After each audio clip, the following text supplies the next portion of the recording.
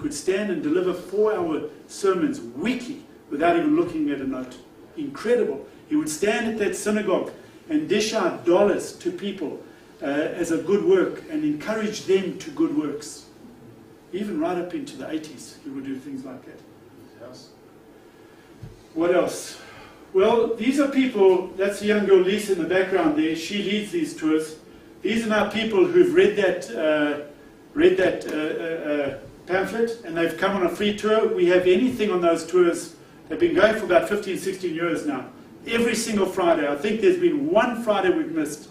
But every Friday this tour goes, Lisa leads it, and these guys come, and they get the gospel. Some just walk out of the tour halfway, not interested. But many will go all the way, and they will hear the gospel. Of course, they will be given a historical account of the city, but they will be given the gospel at the same time. This guy here has come to confront these people. He's from an organization called Yad L'Chaim, trying to draw people away from going on this tour. To him, this is death. To him, Christianity is death, and he's warning these Jews that they are being ensnared and being trapped into a Christian organization. So he would be there telling these people, don't go with him, and warning them. We've been threatened by him. He's phoned us at night. He's told us he's going to kill us. But we've met him in the streets. We chat with him sometimes. But there's a hatred from these people. But as Paul says, they have a zeal, but without knowledge. They're zealous for God, but they have no understanding. So there's compassion for these people. They are zealous as much as we are. Mark, which is the guy on the right? You see the one telling. This chap here, you can see the religious guy with his beard. In fact, if we go a little bit further, that's him videotaping us. And that now goes on, those of us who are doing missionary work, that now gets taken to the headquarters, gets taken to the Knesset.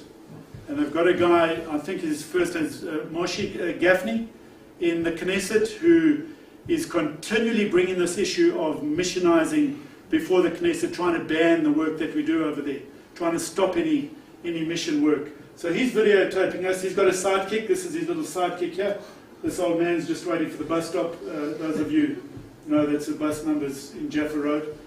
But many confrontations. We have confrontations with these guys. Obviously, you don't get aggressive with them, but they will with you. And in fact, one youngster with us was stabbed so severely we had to rush him to hospital. As he protected himself, one of these guys put a knife into him. I think on their webpage, if you go onto the webpage Yad L'Chaim, I think they say we will resort to violence if necessary.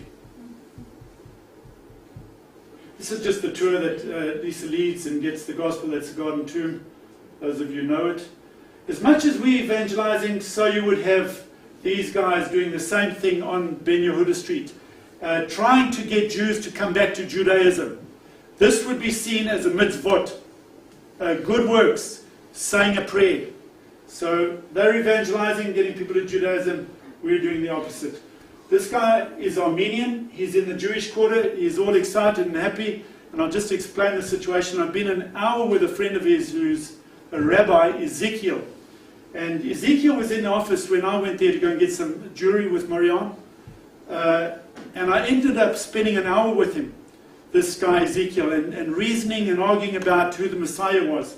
And in the end, I just said, Ezekiel, let's accept that you're correct, I'm wrong about Jesus. I want to be saved. What do I do? He said, you do good works. How much? He said, you continue doing them. He said, at the end of every day, I said, what about my sins? How are they atoned for? He said, at the end of every day, he said, write every single one down and bring them before Hashem at night. And hopefully, prayerfully, he will take them away. And I just sarcastically said, Ezekiel, by 10 o'clock, my page is full, my friend. He said, then sit down, write them down, don't delay, keep short accounts with the Lord. He said, you're a farmer, you're a businessman, you've got an accountant. You need to be like that with God. You need to be an accountant. And I looked at him and I just said, Ezekiel, I thank God that I don't need an accountant. I have an advocate before the Father. He looked at me, shook my hand, turned, and he left. And this guy just jumped out from behind the counter. He said, I've never seen that guy not have the last word. So, as I said to Joseph, I said, Joseph, we're not here to win arguments. We're here to try and touch the hearts of these people, you know. Again, the dangers of being there. This is a bomb has gone off at a supermarket. 3 people were killed there. The reality of Jerusalem that you don't see on the news. This is Gilo. And on the other side, Beit Jala, on the edge of Bethlehem. And you can see these concrete blocks that have gone up in the sandbags, all preventing these Arabs shooting through, because these Arabs just sit on the right-hand side there and just take pot shots at Jews in Gilo. And so they put up this wall defending the residents of Jerusalem. But you don't see that on the news. You don't hear about that, you see. That wall has gone up. You've all heard about that wall that has now gone up between the so-called West Bank and Israel. Since it has gone up, incidentally, the suicide bombings, the shaheeds have gone down by 98%. They've almost come to a standstill, almost no suicide bombings or people that they capture because of that war. Yes, it's terrible, but it's saving lives. That's the Temple Mount, and interesting story here. I was sitting under this tree evangelizing this guy one day. He's a policeman up on the Temple Mount. His name is, talk so much when I forget names now. Elias. Elias is from Galilee, and you can see he's actually reprimanding me here. He's got his finger up in my face and saying, please just close your Bible. You're going to cause trouble for us here. We don't need this sort of trouble up on the Temple Mount. Remember, it only took Sharon to walk onto that Temple Mount, and the third intifada broke out. He said, you pray up here, it's not allowed.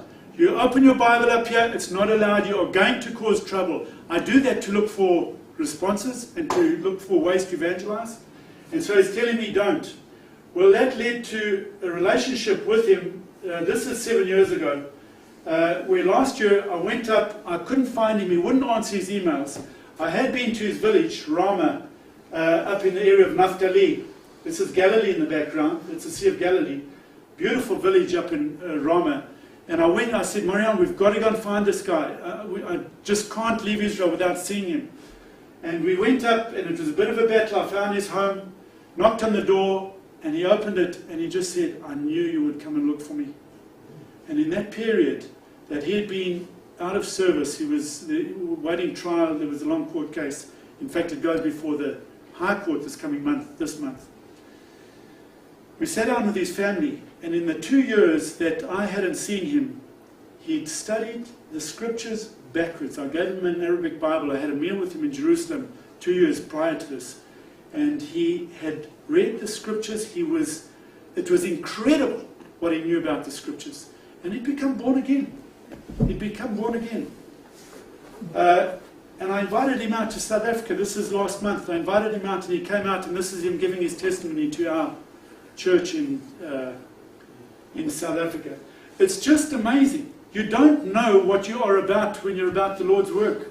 You're not there. People say, how many Jews have you lived? We're not into numbers. It's just sharing the gospel. And you see a guy like this get saved, it moves one to tears. It must do, because it's not your work, it's the work of the Lord. This is up at the Shuk on Yom Kippur. There's no temple, there's no place for Jews to make atonement. So the rabbis have made provision for them to go up and have a chicken slaughtered. And so have the blood of this chicken make kapara, cover their sin.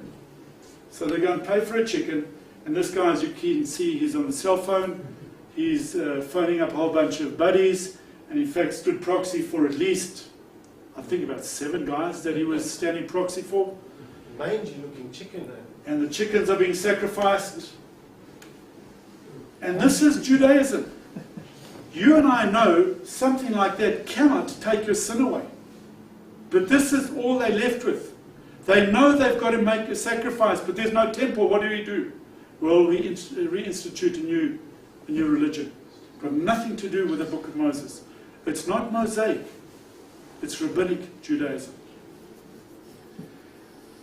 A poor lady concerned for her family and her children, and here she's holding the chicken up over her kids. Really concerned. A woman has a concern for her kids. This woman, I'll never forget her. She was just weeping. She was sobbing as she just stood there, obviously convicted of sin. And she's here to try and do something about her sin. And I'll never forget the expression on this guy's face. Almost a hopelessness in everything. Young army boy just screaming out, just holding up that chicken and a prayer sheet, and just screaming to the Lord to forgive him his sin. This is what we do. We get out on the streets. Kang here is from South Korea.